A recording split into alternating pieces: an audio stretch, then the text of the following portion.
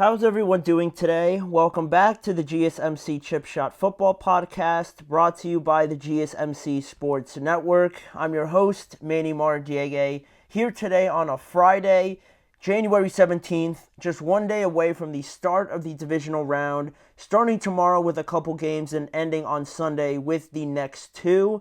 We're going to break them down. We're going to break down the last couple games here on today's show, looking at the Bills and Ravens game, as well as the Eagles and Rams game, both of them being played on Sunday. But that's not all we're going to discuss on today's show. We're also going to be giving our power rankings for the last remaining teams in the playoffs. We're going to be going into some more open-ended questions, talking about the Eagles' pass game, whether or not we feel like that's an actual problem, or if things are being overblown, as well as talking about some potential upsets we could see in the array of games that we have this weekend. So all of that is coming up on today's show. Before we get started, though, and before we start previewing any of these games, a quick reminder to you guys, if you guys want to get involved with any of the live shows through any questions, comments, or any opinions you'd like to share, please don't hesitate to do so. Your input and insight is always greatly appreciated, and we always love it when you guys give us a different perspective on any question or just anything you have to say on whatever we're talking about in any of these live shows. So if you want to make it absolutely sure that your message stands out and gets featured on the live shows, there's an easy way to do that. Just use the Super Chat feature.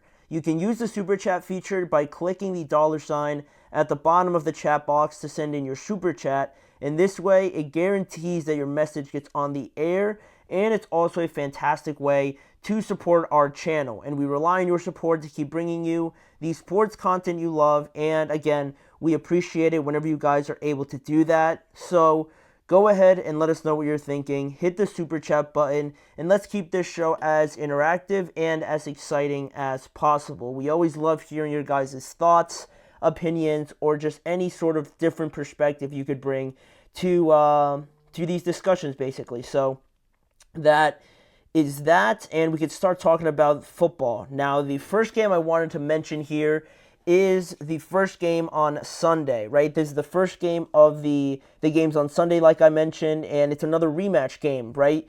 And I think people from just, a week buildup of, watching TV and watching a bunch of different people talk about it, as well as, us on this show, it feels like this is the game that a lot of people are labeling or tagging as the one to watch for a potential upset, right? Out of all the underdogs, the Rams enter this game at 6.5-point underdogs, I believe, and even still, I feel like the talk around them and the excitement around them is definitely more built up than any of the other teams that are also underdogs going into the divisional round. And in this matchup between the Rams and the Eagles, like I mentioned, it's another one of the rematches that we have this upcoming weekend. And the last time they met, they actually played in Los Angeles the first time around, where the Eagles won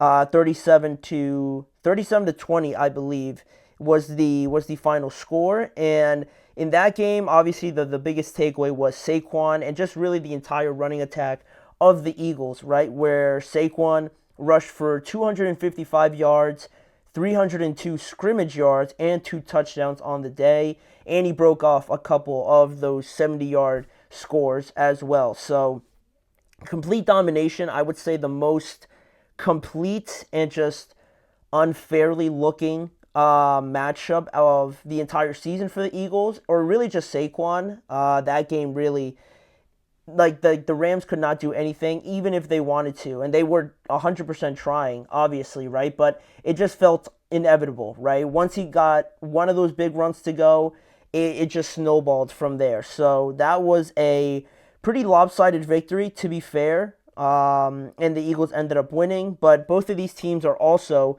coming off of victories over teams they also previously played in the wild card round, right? The Rams previously played the Vikings and they beat them, and the Eagles previously played the Packers and they beat them again as well. So now each of them the Rams and the Eagles are trying to continue that streak and sweep another opponent on their way to the NFC Championship game, right? And obviously, when you have such a tremendous amount of success against one team running the ball, right? Because 255 yards is nuts, right, in just a single game. But it just means that the Eagles are obviously going to do that again, right? They're going to try to run the ball, right, to no one's surprise. But what's interesting, and something I didn't know, and I actually learned of over the course of, preparing for this segment, was that Sean McVay is the only coach in NFL history with 12 playoff games without allowing a 100-yard rusher. He hasn't allowed a single 100-yard rusher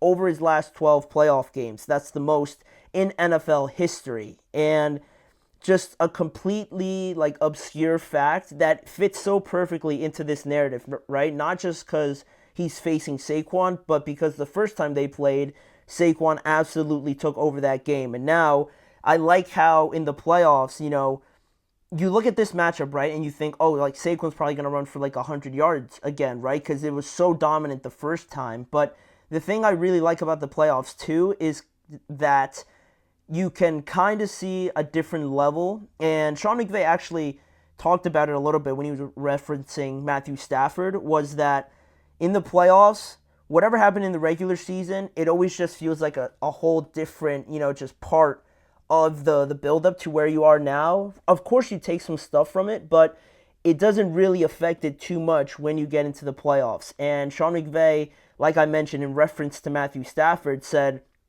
that at practice, he just felt like a different aura when he was around Matthew Stafford. And I think that those sort of different feelings and preparations and just subtle differences you notice in a regular season game compared to a playoff game, I think do exist. So it doesn't really surprise me that this is true, right? Because I think of Sean McVay in the highest regard when it comes to head coaches, and that's a phenomenal stat, right? Because if you're able to shut down the run like that, it's no surprise why, they always have a chance in the playoffs, it seems. So we'll see, who ends up winning that battle. That's going to be probably the most important one to win on Sunday. But, just elsewhere around the field, really, with two very talented teams, we got two of the best young defensive lines on each side. You talk about Kobe Turner, Byron Young, Jared Verse, and Braden Fisk drafted this year. And then on the other side, Jalen Carter, Jordan Davis, Nolan Smith,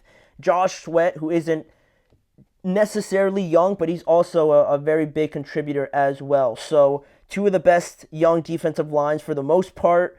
Two quarterbacks also that could not be more different, and not just because of the age, obviously, but Matthew Stafford can throw you to death all game. He could win the game just basically throwing it and running it maybe 15 times if he wanted to. That's, his skill set. That's what makes him very talented. And Jalen Hurts, not that he's a bad thrower, but he just has that running ability, right? That dynamic ability that Matthew Stafford doesn't necessarily have anymore, to the consistency of Jalen Hurts. So we got those two differing matchups and two of the best wide receiving duos in the NFL. You look at going back to the defensive lines, right?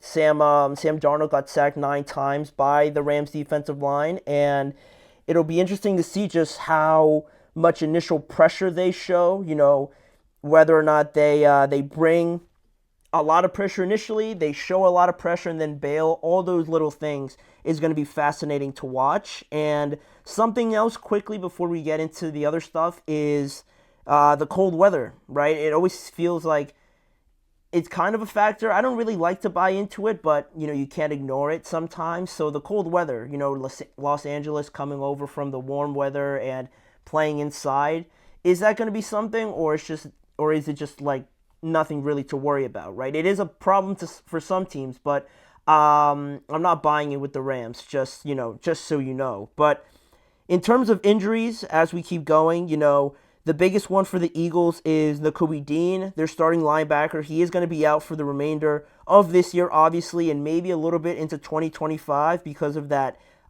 knee injury that he suffered. So it's a pretty big loss for the Eagles defense, and the what's interesting too about that is that you could see Jeremiah Trotter Jr. out there, the son of the former Eagles linebacker Jeremiah Trotter. His son was drafted by the Eagles this year, so you might be able to see him out there, and you might be able to see Trotter on the back of a jersey yet again, which would be pretty cool. And he had a very good career at Clemson, so making his debut like this, I don't know if as a starter, but it'll be something cool to watch, certainly. They seem to have a lot of confidence in him. And, outside of that, Dallas Goedert missed practice with an illness, but I'm sure that won't hold him off. For the side of the Rams, Ahkello Witherspoon is dealing with a thigh injury, and he didn't practice yesterday, while Tyler Higbee, dealing with that chest injury, he was a limited participant yesterday as well. So things just to keep an eye on, but I don't think it'll be such a big deal. And then the keys to the game, one for the Philadelphia Eagles is to take advantage of the Los Angeles Rams' focus on the run game. I mean, this was eerily similar to when the Eagles were playing the Steelers, and I would know because I was at that game that leading up into that, there was all that talk about the problems with AJ and Jalen, how AJ wanted the ball more and things like that. A bunch of stuff that I knew once we got into the game, once I was watching the game live, that like AJ Brown, Devontae Smith, they were going to kill the Steelers that day because, of course, they were going to do it because it's not like the Eagles, just because they don't throw the ball doesn't mean they're not capable of doing it. And I'm going to talk about that more in a couple segments, but people get wrapped up in it. Like AJ not getting the ball, yeah, he might show some frustration and then it's all brought up again. But in that game, they have a great game throwing the ball. They're celebrating, laughing about it, and Jalen Hurts comes to the press conference after and he says, "Is that what y'all wanted to see?" Right? Like they're able to do it, just like it might not be required each and every game. So they should take advantage of that. If the Rams are going to go all out to take away Saquon, they have more than enough talent at wide receiver to get the job done, right? I'm sure they're going to see a lot of one-on-ones, a lot of favorable matchups in some instances, so take advantage of that when you're able to, right? If you're Jalen Hurts, don't show any hesitation. And for the Rams, the red zone defense is going to be huge, right? If they could hold off touchdowns and just settle for 3 points and only give up 3 points, I should say, that's going to be basically like giving up no points, right? Because you could work with that with how talented their offense is. So making sure you're only giving up 3 instead of 7 is going to be huge for them. And then the matchups, I mentioned it before, Rams, young defensive line going up against Saquon. We just talked about how Saquon dominated the first game, so how do they improve upon that? And the second matchup, much like the first game, Cooper Kupp and Puka Nacua going up against Quinyon Mitchell and Darius Slay. And connected to that matchup is the last matchup I have on here, Kyren Williams up against the Eagles front seven. Without Nakobe Dean, we'll be able to see how big of a loss that turns out to be based on how well Kyren Williams is playing. So those are the matchups, things to just keep an eye on. And in terms of my prediction, I'd like to just throw in a couple upsets because I think last week it was the Commanders, right? There was something about it that was telling me to go with the Commanders over the Buccaneers, and I'm not getting that same feeling here. But regardless of that, I'm still going to pick the Rams because I feel like, just there's got to be some sort of unpredictability about these playoffs, and I just feel like the Rams are like one of those teams that, you kind of discredit, you don't really put too much attention on, and they got the coach, the quarterback, the skill position players you need to be successful. And a young defense that's naive, that's young, that's fast, that's careless in a good way, for a lack of a better term. They don't know what's good and what's not good. So they're just going to go out there and really not have too much of a care in how they play. And sometimes, playing so free without so much tension in these games can be a great thing. So I think they're going to perform well again. They're going to do just enough to stop Saquon. And I'm not saying it's going to be a blowout or anything, but I feel like it's going to be very close. And either Jalen might not get it done with his arm, or Matthew Stafford's going to have the ball last. And I feel like the Rams are going to win. I feel like they're in a good groove right now, right? They got into the playoffs. That's what everybody didn't want to happen. So now that they're in, now they're going to show everybody why they are truly one of the best teams still in the NFC. So I'm going to go with the Rams. I feel like there's going to be an upset coming in at least one of these games. So that's my pick for that, but we're not going to move too far off of these games because we have to preview one more game, arguably the best game of this weekend between the Ravens and the Buffalo Bills. So don't go anywhere. We're going to do the same exact thing again, but just talking about the Ravens and Bills game.